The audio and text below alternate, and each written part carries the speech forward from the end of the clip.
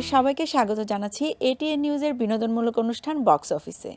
আপনাদের সাথে আছি আমি সাদিয়া শিমুল, পুরোটা সময় জুড়েই থাকবো। প্রিয় দর্শক, আমরা জানি যে একজন ভালো শিল্পী হতে হলে প্রথমে একজন ভালো মানুষ হতে হয়। আমাদের সাথে আজকে এমন একজন অতিথি আছেন যিনি আসলে একজন ভালো শিল্পী তখনই হয়েছেন যখন তিনি অত্যন্ত বিনয়ী এবং অত্যন্ত ভালো একজন মানুষ হয়েছেন। উনি আমার ভীষণ পছন্দের, আমি জানি যে আপনাদেরও ভীষণ পছন্দের। আর কথা না বাড়াই, আমাদের সাথে আজকে উপস্থিত আছেন জনপ্রিয় অভিনেতা এফএস নাঈম। চলুন স্বাগত জানাই। হ্যালো ভাইয়া, ওয়েলকাম টু দ্য শো। কেমন আছেন? আলহামদুলিল্লাহ, আপনি কেমন আছেন? আলহামদুলিল্লাহ, ভীষণ ভালো আছি। আপনাকে পেয়ে আরো ভালো লাগছে। Thank you. তারপর কেমন যাচ্ছে আপনার দিনকাল? আলহামদুলিল্লাহ, আই এম অলওয়েজ ব্লেসড। কাজ করে যাচ্ছি। সবসময় খুব বেশি কাজ করা হয় না আমার, আমি অল্প অল্প কাজ করি অ্যান্ড একটু সময় নিয়ে কাজ করি, তো সেভাবেই চলছে আলহামদুলিল্লাহ। আচ্ছা, আমি যখন কালকে জানতে পেরেছি যে আজকে আপনি আসবেন, তখনই আমার মাথায় যেটা এসেছে যে এফএস নাঈম, এই পুরো এফএস এর মিনিংটা আসলে এখন পর্যন্ত আমি জানি না, সেটা একটু জানতে হবে। আচ্ছা, হ্যাঁ, মানে এফএস নাঈম হওয়ার পেছনে একটা কারণ আছে। নামটা আমরা তখন হচ্ছে জাস্ট কলেজের সময় চলে এসছে। তখন হাই ফাইভ নামে একটা অ্যাপ ছিল, তো ওখানে না মানে ইউজার নেম দিতে হলে বড় নাম টাইপ করা যেত না। মানে আমার অরিজিনাল নেম হচ্ছে এমডি ফারুক সোবহান নাঈম আর কি, ওখানে বড় নাম টাইপ করা যায় না। তো শর্ট ফর্মে তখন লিখেছিলাম আচ্ছা ফারুক সোবহান নাঈম যেহেতু, তাহলে এফএস নাঈম লিখি। তো এফএস নাঈম লিখে ইউজার নেমটা ক্রিয়েট করা হয় সে হাই ফাইভের ওই সময়। আচ্ছা, তো তারপর থেকেই আমার যেহেতু খুবই আর্লি এজে আমি মিডিয়াতে কাজ করা শুরু করেছি বিভিন্ন সেকশনে, তো তারপর থেকেই নাম হয়ে গেছে এফএস নাঈম। বাহ, দারুণ। যেটা বলছিলেন যে ভীষণ আর্লি এজে আপনি স্টার্ট করেছেন, আমরা দেখেছি আপনি উপস্থাপনা করতেন একটা সময়, তারপর আবার অভিনয়ে চলে এসেছেন, অভিনয় করতেন, মানে আপনি যখন যেটা করেছেন তখন ঠিক সেটাতেই আপনি আপনার মনোযোগটা দিয়েছেন। তো অনেককেই তো দেখা যায় যে একসাথে অনেকগুলো কাজ করে, কিন্তু আপনার ক্ষেত্রে এই ব্যতিক্রমটা কেন? না, আমার ক্ষেত্রে ব্যতিক্রম বলবো না, আমি যেটা বলবো যে আমি সবসময় খুবই ফোকাসভাবে কাজ করার চেষ্টা করেছি, অ্যান্ড আমি স্কিলটা ডেভেলপ করার চেষ্টা করেছি, not to be a popular human or not to be a popular star or not to be a popular actor or not to be a popular host, not to be a popular model only. But you are popular indeed. Like popularity নিয়ে আমার কখনো focus নাই, আমার সবসময় ছিল যে স্কিলটা develop করা খুব জরুরি। সো যদি স্কিল ডেভেলপ হয় তাহলে আমার ইন্ডাস্ট্রি পদচারণা এবং ইন্ডাস্ট্রিতে পথ চলাটা অনেক লম্বা হবে। হ্যাঁ, সেই কারণে আমি যখনই যেটা করেছি, আমরা তো মানুষ, আমরা তো সব কিছু জানবো না, সেটাই স্বাভাবিক, আমাদেরকে শিখতে হবে। তো সে শেখার জন্য মনোযোগটা দরকার, সেই ফোকাসটা দরকার, সেই ডিটারমিনেশনটা দরকার, সেই ডেডিকেশনটা দরকার, সেই কম্পার্টমেন্টালাইজেশনটা দরকার। সো আমি সেটাই ট্রাই করেছি আলহামদুলিল্লাহ। ডেডিকেশনের কথা বলছিলেন, আপনার ডেডিকেশন আমরা দেখেছি। আপনি হচ্ছেন কালপুরুষ ওয়েব সিরিজের জন্য আপনি 35 কেজি ওয়েট আপনি গেইন করেছিলেন, সেটা আমরা বলিউডে আমির খানকে দেখেছি, বাংলাদেশে এফএস নাঈমকে দেখেছি। তো এই জার্নিটার কথা একটু শুনতে চাই। এই জার্নিটা যদি আজকের দিনটা ধরে বলি, তাহলে এই পুরো প্রক্রিয়ার জন্যে, একটি কাজের জন্যে, একটি ওয়েব সিরিজের জন্যে টোটাল 18 মাসের একটা জার্নি, আজকের দিন সহ। ও মাই গুডনেস। আমি যখন কাজটার জন্য ব্রিফড হয়েছি থ্রু ফিল্ম সিন্ডিকেট, তারা বললো চরকির জন্য একটা কাজ করছি আমরা, গল্পটা এমন, আপনাকে গেইন করতে হবে, কারণ আমরা চরিত্রটাকে এমনভাবে দেখতে চাই যেন আরোপিত মনে না হয় অ্যাক্টিংয়ের। তাই বললাম যে আচ্ছা ঠিক আছে, একটু ব্রিফটা নিই। প্রপার ব্রিফটা নিলাম 2023-এর 10ই জুন। হ্যাঁ, সো সেখান থেকে আজকের দিন পর্যন্ত। সো আমি আমার ট্রেনার রনক ঘোষ, উনি আমাকে গত 6 বছর ধরে ট্রেন করছে, ফিজিক্যালি ট্রেন করে যাচ্ছেন। সো আমরা একসাথে পুরো টিম হয়ে বসে যাচ্ছি, ফাইন আমরা গেইন করব, দেন আমরা আবার লিনে ব্যাক করব। সো পুরোটাই আসলে আমাদের একটা ডিটারমিনেশনের মধ্যে ছিল, একটা ডায়াগ্রাম, একটা ফর্মেশনের ভিতরে ছিল। বাট আলহামদুলিল্লাহ, আল্লাহ রাব্বুল আলামিনের অশেষ রহমতে এখন পর্যন্ত সুস্থ আছি আলহামদুলিল্লাহ। আলহামদুলিল্লাহ। আর এখন তো আপনাকে ভীষণ ফিট দেখা যাচ্ছে, নট রিয়েলি, আর একটু কমবে, আস্তে আস্তে কমবে। মানে আমি অনেক ফাস্ট ট্রাই করিনি, আমি একদম টাইম ফ্রেম অনুযায়ী চেষ্টা করেছি। আমরা ওয়েট গেইনের জার্নিটা শুনলাম, ওয়েট লুজের জার্নিটাও একটু শুনতে চাই। ওয়েট লুজের জার্নিটাও খুব ডিফিকাল্ট, কারণ কি এটা ড্রাস্টিক্যাল কমানো যাবে না। হ্যাঁ, সবাই মানে I am sorry to say যে জাস্ট ইউটিউব মেথড দেখে কমানোর অনেকে চেষ্টা করে, বাট ওগুলো হচ্ছে যারা এক্সপার্ট অলরেডি তাদের জন্য আসলে সেটা। বাট যারা এক্সপার্ট না, বিগিনার, তাদের জন্য কিন্তু তাদের প্রপার নিউট্রিশনিস্ট লাগবে, প্রপার একদমই ডক্টর তাই। কনসালটেন্সি লাগবে, প্রপার ট্রেনার লাগবে। It's a process, it's a very much institutional process. আমার মনে হলো আমি 7 দিন না খেয়ে একটা Crash ফাস্টিং diet এর করলাম, মধ্যে। ক্র্যাশ ডায়েট করলাম, এতে আসলে আপনার ফিজিক্যালি আসলে ক্ষতি হবে। তো সেই কারণে আমি যখন ব্রিফড হই তখন আই ওয়াজ ইন 73 কেজি। সেখান থেকে আমি যখন শ্যুট করেছি শুটিং, তখন আমার ছিলাম 117 কেজি। সো আমাকে তো শ্যুটের জন্য এনার্জি লাগবে, আবার স্যামুলটেনিয়াসলি সেই সময় আমাকে অ্যাক্টিং আমাকে দেখাতে হবে যে আমার ব্রিদিং সমস্যাও হয়, কারণ আমি এত গেইন করেছি। এবং অ্যাকচুয়ালি ইট হ্যাপেন্ড। এবং আমার বডি পশ্চার চেঞ্জ হয়ে গিয়েছিল, আমার হাঁটা চেঞ্জ হয়ে গেছিলো, আমার কথা বলা চেঞ্জ হয়ে গেছিলো, সব কিছু। তখন আমরা আরেকটা চরিত্র তৈরি করতে পেরেছিলাম, আলহামদুলিল্লাহ, আল্লাহ তৌফিক দিয়েছেন সেই জন্য। অ্যান্ড সেখান থেকে গেইন করতে হলে সেমভাবে আমাদেরকে একটা ফরম্যাটে যেতে হবে। আমরা সেভাবে 3 মাস 2 মাস এরকম বিভিন্ন স্লট ভাগ করে এক একটা স্পেসিফিক বডি পার্টের উপর ফোকাস করে আমরা আস্তে আস্তে আস্তে আস্তে আস্তে করে আসছি। ফুড, ঘুম অ্যান্ড কার্ডিও, এই 3টা ছিল মেজর আসলে। ওকে, ভেরি গুড। আমরা শুনলাম, আরও কথা শুনবো। এই মুহূর্তে ছোট্ট একটি বিরতিতে যাচ্ছি। প্রিয় দর্শক, আপনারা দেখছেন এটিএন নিউজের বিনোদনমূলক অনুষ্ঠান বক্স অফিস। নিয়ে নিচ্ছি ছোট্ট একটি বিরতি। কোথাও যাবেন না, আমাদের সাথেই থাকবেন।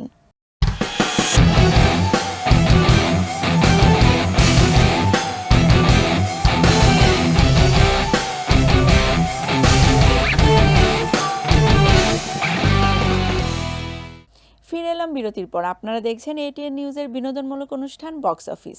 সাথে আছে আমি সাদিয়া শিমুল, এবং আমার সাথে আছেন আপনাদের অত্যন্ত পছন্দের অভিনেতা এফএস নাইম। ভাইয়া, যা বলছিলাম যে আপনার ওয়েট লুজের কথা শুনলাম, গেইনের কথা শুনলাম, এখন একটু চলচ্চিত্রের দিকে আসবো। বড় পর্দায় তো আপনাকে দেখা গেছে, জাগো চলচ্চিত্রের মাধ্যমে আপনি যাত্রা শুরু করেছিলেন। তারপরের আসলে চলচ্চিত্রগুলোর ঘটনা জানতে চাই, যে মানে কোনটি রিলিজ হয়েছে, কোনটি হবে, পেন্ডিংয়ে আছে, কোনটি শুটিং চলছে, কোনটি মানে সর্বোপরি। সব কিছু ঠিকঠাক থাকলে হয়তো রোজার পর আরেকটা ছবির কাজ শুরু করব, কারণ এর ভেতরে আমি প্রায় 4 বছর পর টেলিভিশনের জন্য বেশ কিছু নাটকের কথা ভাবছি, কথাও হচ্ছে। সো হয়তো কয়েকটা নাটক করা হবে। ছবির কাজ যেটা হচ্ছে যে জলে জলে তারা, ওটা সেন্সর বোর্ডের সার্টিফিকেট হয়ে গেছে। শেকর নামে একটি কাজ শেষ করলাম আমরা, সেটার সম্পাদনার কাজ চলছে এখন। আর সেই সাথে নীল জোছনার গল্প আরেকটি কাজ করেছি, সেটাও এডিটিংয়ের কাজ চলছে।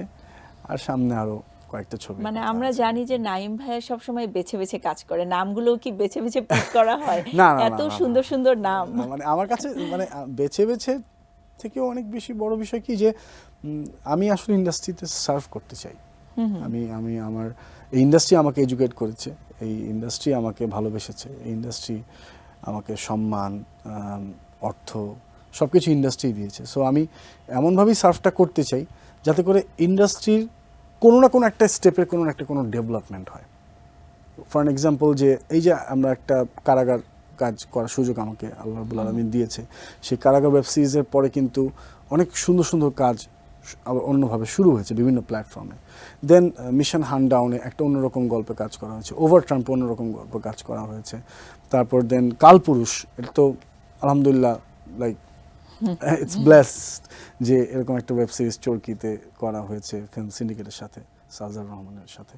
সো এটা বেছে বেছে কাজ করার চাইতেও আমার কাছে মনে হচ্ছে একটা নতুন কোনো একটা অধ্যায় ক্রিয়েট করা, যাতে করে আমার ফুটপ্রিন্টটা অ্যাজ অ্যান অ্যাক্টর খুব স্পষ্ট থাকে, যে উনি যে কয়টাই কাজ করেছে সে কয়টা কাজ এখনও দেখলে ভালো লাগবে। যেটা আমার আগের নাটকগুলোও সেম, মানে আমাকে অনেক মানুষ দেখা হয় যখন বিভিন্ন জায়গায় বলে যে আপনার এই নাটকটা দেখেছি, অনেকদিন পরে দেখলাম, আপনি তো এখন সেভাবে নাটক করেন না, আমার ভীষণ ভালো লেগেছে। আবারও দেখলাম, এটা মনে হয় আমার 4র্থবার দেখা, তারপর ভালো লেগেছে। সো আমার কাছে মানে ওই ক্রাফটিংটা খুব জরুরি, রাদার দেন অনেক বেশি ওভার রেটেড থাকার চেয়ে। আচ্ছা, নাটকে কেন এত কম দেখা যাচ্ছে? মানে 4 বছর পর কেন অভিনয় করা না, নাটকে? কারণ এই এক একটা প্রজেক্ট করতে তো আমার সময় লেগেছে। আচ্ছা। ওটিটি একটা নতুন প্ল্যাটফর্ম, নতুন একটা মাধ্যম। সো সেখানে নিজেকে তো এডুকেট করতে হবে, ঠাস করে আমি কাজের সুযোগ পেলাম, নেমে পড়লাম। কিন্তু এটা হলে হবে ওটিটিতে না। অনেকগুলো কাজেই কিন্তু আমরা আপনাকে পেয়েছি এবং চমৎকারভাবে আপনি সেগুলো উত্তরণ করেছেন। না আলহামদুলিল্লাহ, সেটার জন্য আলাদাভাবে লাখ লাখ শুকরিয়া, আল্লাহ সুযোগ করে দিয়েছে। বাট সেটার রিজনটাও এটা যে যারাই আমাকে কাজে নিয়েছে তারা প্রত্যেকেই একটা কথা বলতে, যে আমি আসলে একজন ডেডিকেটেড, মানে ভিশন আছে এমন একজন অ্যাক্টরের সাথে কাজ করতে চাই, না ইটস ইউ। সো সেটা খুব জরুরি ছিল, and I am very much blessed for OTT প্ল্যাটফর্মে কাজ করার ক্ষেত্রে, টু ফিল্ম সিন্ডিকেট, ফিল্ম নয়ের, কারণ তারাই আমাকে মানে অন্যরকম বেশ কিছু কাজে আসলে উপস্থাপন করেছে। সো তাদের কারণেই আজকে ওটিটিতে বিভিন্ন ভালো ভালো গল্প আমি পাচ্ছি সবার কাছ থেকে। আচ্ছা, বারবার ওটিটির কথাই চলে আসছে, বোঝা যাচ্ছে যে এই মাধ্যমটা আপনার অনেক বেশি পছন্দের। তারপরও আমি জিজ্ঞেস করতে চাই যে চলচ্চিত্রে কাজ করেছেন, টিভিতে নাটক করেছেন, আবার ওটিটিতে কাজ করেছেন, কোন মাধ্যমে কাজ করতে সবচেয়ে বেশি মানে ভালো লেগেছে? আমার সবগুলোর মাধ্যমে কাজ করতে ভালো লাগে, কারণ আমি তো আমার বাংলাদেশের কাজকে রিপ্রেজেন্ট করছি যে কোনো প্ল্যাটফর্মে, আমি আমার দেশকে রিপ্রেজেন্ট করছি যে কোনো প্ল্যাটফর্মে। সো এটাই তো আমার কাজ, সো আমার এই জন্যই ভালো লাগে। মানে কথায় আছে যে হার্ড ওয়ার্ক পেইজ অফ, আর আপনার ক্ষেত্রে হচ্ছে smart work pays off. Smart, I mean আলহামদুলিল্লাহ, আলহামদুলিল্লাহ। নাটক তো বলছেন যে 4 বছর পরে হ্যাঁ, একটি হ্যাঁ। নাটক করছেন, তো সে বিষয়ে একটু শুনতে চাচ্ছি। আচ্ছা, অলরেডি দুটো কাজ হয়ে গেছে, সেগুলো ভ্যালেন্টাইন এবং ঈদের জন্য করা হয়ে গেছে। আচ্ছা, আরও কিছু গল্প নিয়ে কথা হচ্ছে, সেটাও হয়তো সামনের মাসে আমরা কাজ শুরু করবো আর কি। আর এত ব্যস্ততা, এই ব্যস্ততার মাঝে কি নাটক দেখা হয় কিংবা ওটিটিতে নিজের কাজ দেখা হয় কিংবা? আমি আমার কাজ ছাড়া সবার কাজ দেখি, এটা হচ্ছে বিষয়। আমার কাজ আমি খুব একটা দেখার আগে আমি শুধু অ্যাক্টিংটাই মন দিয়ে করি। হ্যাঁ, আমার কাছে মনে হয় যে এটাই লাস্ট শট, এটাই লাস্ট স্কোপ। সো এটাকে দেখে এটাকে বেটার করার কোনো আমার কাছে সুযোগ নেই। হ্যাঁ, কারণ আমাকে এখানে জাজ করতে হবে যে মানে আই এম ব্লেসড যে আমার কাছে এই গল্পটাই কাজটা এসছে। So this is my last scope. So এই জন্য ওই কাজটা না দেখে বরঞ্চ অন্যদের কাজ দেখে নিজেকে একটু এডুকেট করতে পারলে ভালো, যে ওকে ফাইন, আমি এই টাইপের কিছু একটা করা যেতে পারে, অথবা এই টাইপের আমি কাজ করতে চাই না, সেটা অন্যের কাজ দেখলে বরঞ্চ নিজেকে আরো ডেভেলপ করা যায়। আচ্ছা, সেক্ষেত্রে কার কাজ আপনার কাছে ভালো লাগে? আমি আমি আমি তো আমি বলবো যে ডিপ্লোম্যাটিক আনসার নো নো শুনতে নো, চাচ্ছি না। আমার ভীষণ টেলিভিশনের ক্ষেত্রে বলবো না ওটিটির ক্ষেত্রে বলবো? দুই ক্ষেত্রেই। ওকে, টেলিভিশনের ক্ষেত্রে যদি বলি, অফকোর্স অপূর্ব ভাইয়ের কাজ আমার খুব পছন্দ, ওনার পার্সোনালিটিটা, অনস্ক্রিন পার্সোনালিটি আমার খুব পছন্দ। দেন মোশাররফ ভাই, চঞ্চল ভাই, আনিস রহমান মিলন ভাইয়া, জিতু হাসান ভাই, অফকোর্স মাই মোস্ট ফেভারিট, যিনি দু শাখাতেই অসাধারণ, তিনটি শাখায় অসাধারণ কাজ করছেন, ইন্তেখাব দিনার ভাই। ওনাদের কাজ আমি সবসময় মানে মানে দেখবই, বিষয়টা হচ্ছে এরকম। হোয়াট অ্যাবাউট চঞ্চল চৌধুরী, যার সাথে আপনার এতগুলো হ্যাঁ, সুপারহিট কাজ না, হয়েছে? হ্যাঁ, মানে মোশাররফ ভাইয়ের সাথেও অনেক দুর্দান্ত কাজ আছে, অপূর্বের সাথেও কাজ আছে। মানে আমি আসলে তাদের সাথে কাজ করে কাজ শেখার চেষ্টা করেছি। সো তারপরে তো নিজের জার্নি, সোলো জার্নি আছেই। আর এখন যারা কাজ করছে প্রত্যেকেই অনেক, মানে আমি বলবো ফ্যান্টাস্টিক, লাইক তসিফ, জোবান, দেন আরশ, দেন ইয়াশ, দেন হচ্ছে শাশ্বত, দেন পাভেল, দেন পলাশ, অফকোর্স, অ্যামেজিং অ্যাক্টর্স। অ্যান্ড আমার কাছে তো মানে ইভেন অ্যালেন অনেকদিন পর কাজ অ্যালেন শুরু করেছে। শুক্র। অ্যালেন ইজ মানে ফ্যান্টাস্টিক অ্যাক্টর। সো এরা হয়েছে কি, এদের প্রতি আমি অনেক বেশি গ্রেটফুল যে ওরা তো আসলে ডাক্তার, ইঞ্জিনিয়ারও হতে পারতো, প্রত্যেকের যোগ্যতা আছে, সেটা না করে কিন্তু ওরা অ্যাক্টিংয়ে বাংলাদেশের ইন্ডাস্ট্রিতে সময় দিচ্ছে। সো এটা কিন্তু অনেক বড় বিষয়। ওর এই যে ওর ভালোবাসাটা, ওর ডেডিকেশনটা, ওর লাইফের প্রাইম টাইমটা ওরা দিয়ে দিচ্ছে এই ইন্ডাস্ট্রিতে। হ্যাঁ, সো এই কারণে আমাদের উচিত ওদেরকে সাপোর্ট করে এবং ওদের কাজগুলো দেখা। আমি সেই জায়গা থেকে আমি দেখি এবং আমার মনে হয় যে দে আর ডুইং ফ্যাবুলাস, অ্যান্ড প্রত্যেকের আলাদা আলাদা একটা করে ক্যারেক্টার দাঁড়াচ্ছে, অ্যান্ড মাশাআল্লাহ দে আর সার্ভিং ইন্ডাস্ট্রি লাইক এনিথিং। বাহ, চমৎকার বলেছেন। নাটকের শিল্পীদের কথা শুনলাম, তারপর আমি চলচ্চিত্রের শিল্পীদের কথা শুনবো, কিন্তু ছোট্ট একটি বিরতির পর। প্রিয় দর্শক, আপনারা দেখছেন এটিএন নিউজের বিনোদনমূলক অনুষ্ঠান বক্স অফিস। নিয়ে নিচ্ছি ছোট্ট একটি বিরতি, কোথাও যাবেন না, আমাদের সাথেই থাকবেন।